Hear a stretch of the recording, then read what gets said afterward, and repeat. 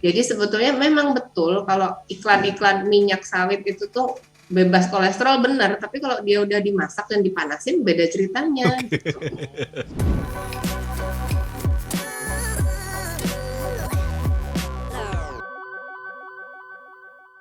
Nah, Dokter Sita, tadi sebetulnya sudah sempat disinggung sih di sesi pertama terkait gaya hidup yang bisa memicu ke arah penyakit jantung. Tapi mungkin bisa di-highlight lagi secara detail gitu kan. Makanan-makanan apa aja sih selama ini yang banyak kemudian bisa berdampak pada jantung. Kemudian kalau rokok, tadi pun juga sudah sempat disebutkan. Atau mungkin ada gaya hidup lainnya juga yang bisa mengundang ke arah sana. Sekarang saya mau tanya deh, Mas Arya hari Aduh. ini sarapannya apa nih? Kita lihat aja yang Oke, sehari-hari kita nasi, nyebutin nih, konsumsi. sebutin nih. Sebutin dong. Nasi putih, tempe goreng, sama nugget. Nah itu oke. Oke Nasi ya? putih sama tempe gorengnya oke, nuggetnya nggak oke. Oke.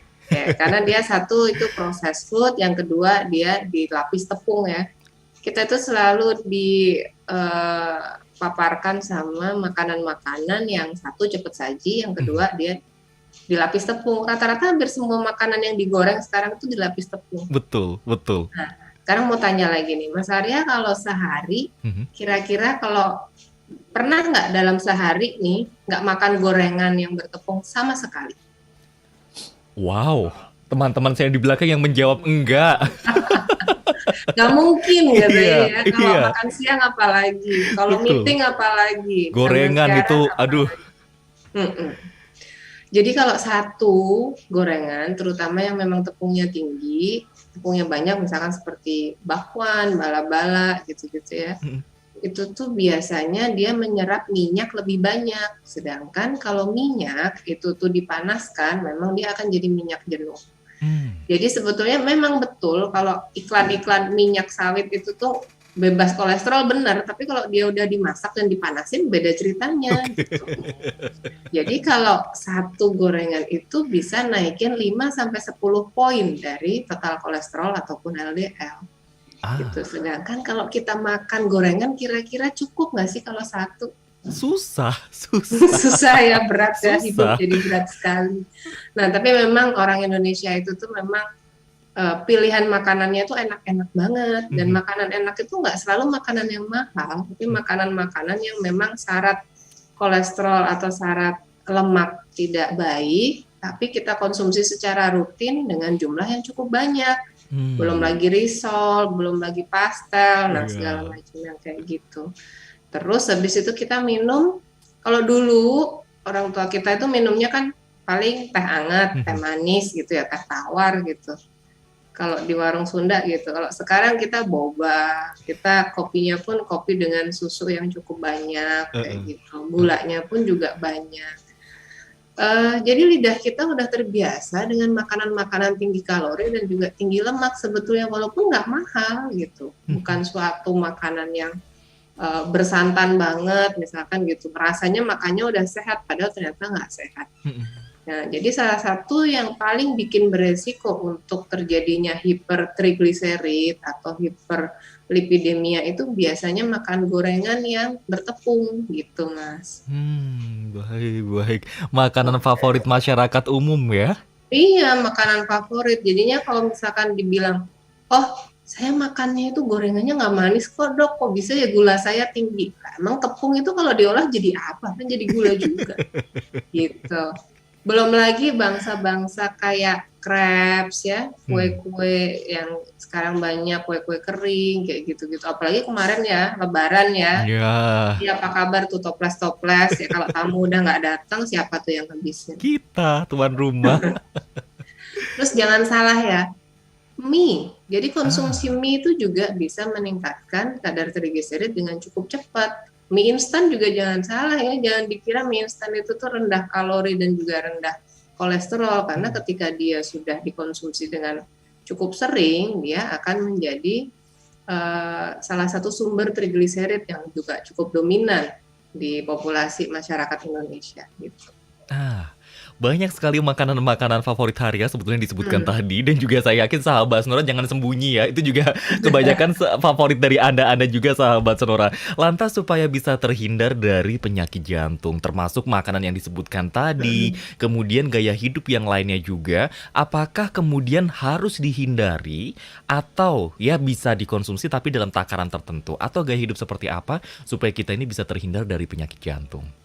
Ya, jadi kita memang mesti lebih smart ya dalam pemilihan makanan. Jadi satu yang jelas tepat jenis, yang kedua tepat jumlah. Jadi kalau misalkan memang pengen gorengan, oke, it's not a big no gitu. Tapi dosisnya ya satu hari satu gorengan, maksimal dua gitu. Kalau bisa jangan ditepungin atau jangan yang tepung terlalu tebal. Yang kedua, kalau sudah nasi uduk, udah ada nasi dengan santan, berarti nasi uduk kan nasi sama santan. Terus lauknya mie, habis lauknya mie, terus lauknya gorengan. Itu kan combo banget sebetulnya. Tepung sama tepung, minyak dengan santan, dan semuanya diproses gitu. Dalam arti kata semuanya dipanasin, gorengan, mie dan segala macam itu. Menurut saya kita harus lebih smart. Kalau memang nasinya mau nasi uduk, sayurnya harus banyak gitu ya. Sayur yang rendah minyak, rendah lemak. Kemudian kalau memang nasinya udah nasi putih kayak Mas tadi pakai tempe, pakai nugget satu, oke, nggak apa-apa. Itu masih cukup balance. Tapi pastikan kita ada konsumsi serat 3 porsi dan juga buah 3 porsi per hari supaya bisa menghambat absorpsi dari lemak yang ada di usus kita. Karena serat dari sayuran dan juga buah itu tuh akan membantu pencernaan untuk tidak semua minyak dan lemak jenuh itu diserap oleh usus kita gitu. Oke. Kemudian terkait, gaya hidup lainnya, olahraga tentu itu sangat penting sekali ya? Ya betul, olahraga is a must. Usia 20, usia 25, kita itu udah terlalu malas dan mager. Oke. Senegara kita itu kecuali mungkin tukang becak gitu-gitu ya emang kerjaannya sehari-hari banyak aktivitas fisik, kita itu tuh sangat-sangat apalagi yang di kantor ya, sangat-sangat banyak duduk gitu. Jadi kalau misalkan kita tanya gitu sebetulnya olahraga itu pentingnya apa? Satu, yang jelas adalah dia akan membakar kalori dan juga lemak-lemak yang dikonsumsi oleh kita sehari-hari gitu. Dia jadi akan mengkonversi lemak itu menjadi energi. Kita nggak akan gampang capek. Karena ibarat kata kita masukin bensin, mesinnya cukup efisien buat mengolah itu menjadi power, menjadi tenaga. Tapi kalau enggak, ya kita mau makan berapa aja rasanya lesu-lesu aja, nggak bisa fresh, nggak bisa seger. Yang kedua adalah kita bisa melatih elastisitas pembuluh darah pada saat olahraga sehingga pembuluh darah itu akan gampang melebar pada saat yang diperlukan dan tidak kaku. Kalau pembuluh darah itu kaku, setiap kali kita cemas, kita stres, kita lagi tegang, itu dia akan meningkat tekanan darahnya karena kekakuan otot pembuluh darah itu tidak terlatih. Jadi itulah yang menyebabkan awal gejala hipertensi, biasanya gitu. Yang ketiga adalah kapasitas fungsional jantung. Jantung itu punya kapasitas buat menampung darah dari seluruh tubuh dan juga memompakannya. Kita akan meningkatkan elastisitas daya tampung jantung dan juga memompakan ke seluruh tubuh. Nah, efisiensi dari olahraga untuk meningkatkan pompa jantung itu bisa dilihat dari nadi saat kita istirahat. Kalau nadi istirahat kita aja udah 90 kali per menit atau 85 kali per menit, itu bisa dikatakan kita kurang bugar. Sehat sih, nggak sakit jantung, tapi kita nggak bugar karena mesinnya harus mompa sampai 90 kali per menit untuk mencukupi oksigen di seluruh tubuh. Tapi kalau kita baseline heart rate-nya bisa di 70, 75, itu jantung lebih santai mompanya, Mas Arya.